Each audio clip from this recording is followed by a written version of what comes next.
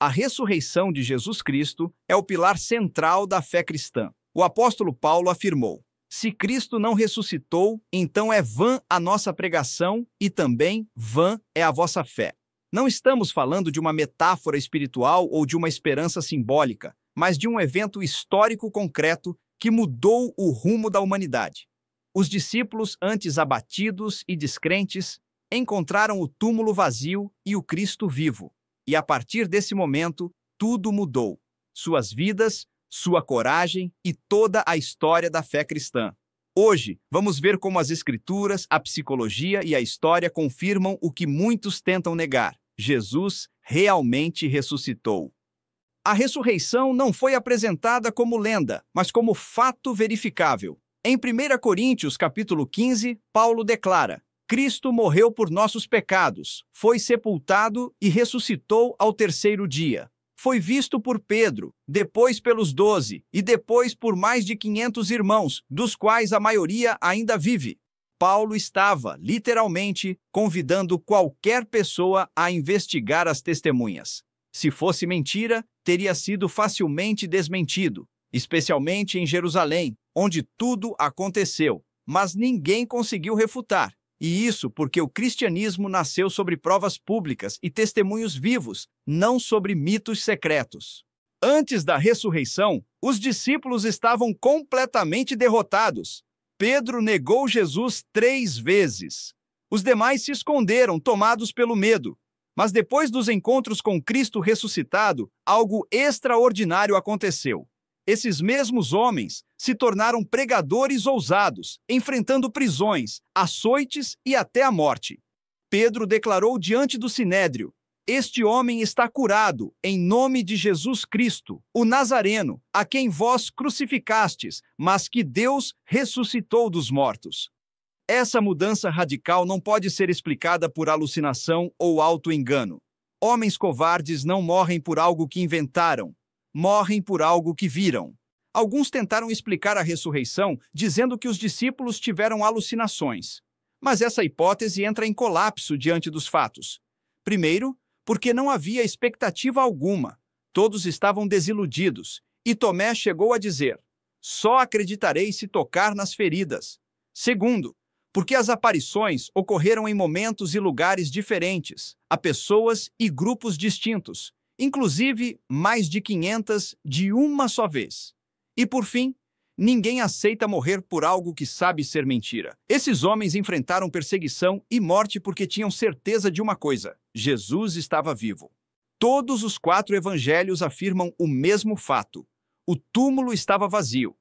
Essa unanimidade é notável, porque em outros detalhes os relatos variam, o que indica autenticidade histórica, não invenção.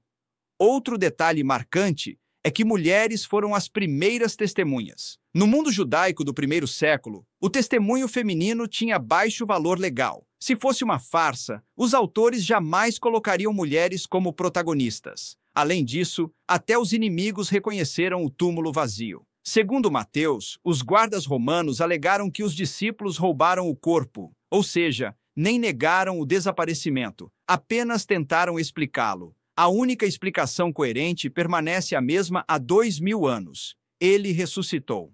O Antigo Testamento contém mais de 300 profecias sobre o Messias. Escritas ao longo de 15 séculos, todas convergem em uma só pessoa: Jesus Cristo. O matemático Peter Stoner calculou a probabilidade de alguém cumprir apenas 8 dessas profecias. É de 1 em 10 a 17ª potência. Em outras palavras, impossível por acaso. E nenhuma profecia é tão clara quanto Isaías 53. Ele foi ferido por nossas transgressões, sepultado com os ricos, mas verá a sua descendência e prolongará seus dias. Escrito 700 anos antes de Cristo e cumprido com precisão milimétrica. A cruz e o túmulo vazio não foram acidente, foram cumprimento de um plano eterno.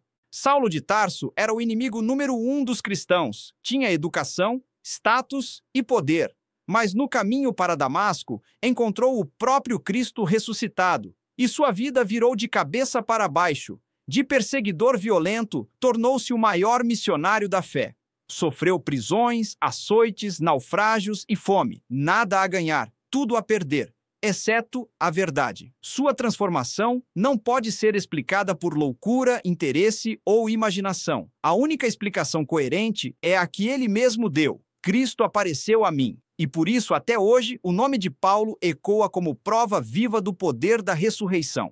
A fé na ressurreição não surgiu como tradição tardia. Ela foi a base do cristianismo desde o primeiro dia. Os primeiros discípulos não criaram uma religião nova.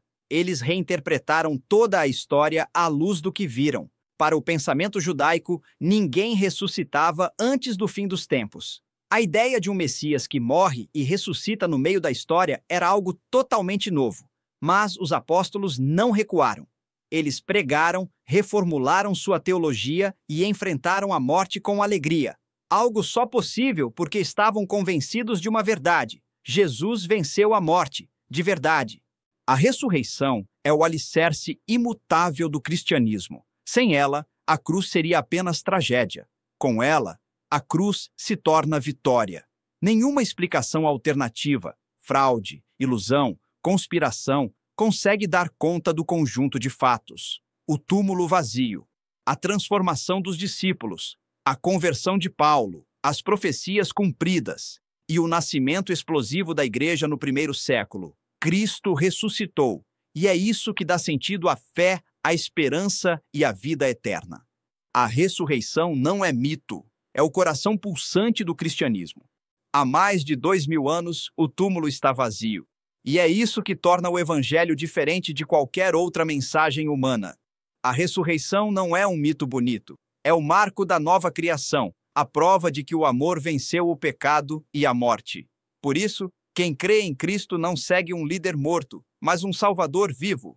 Se você acredita na importância da verdade e da fé com base sólida, inscreva-se no canal, ative o sino de notificações e compartilhe este vídeo. Porque em um mundo cheio de dúvidas, a esperança continua viva e ela tem nome: Jesus Cristo ressuscitado.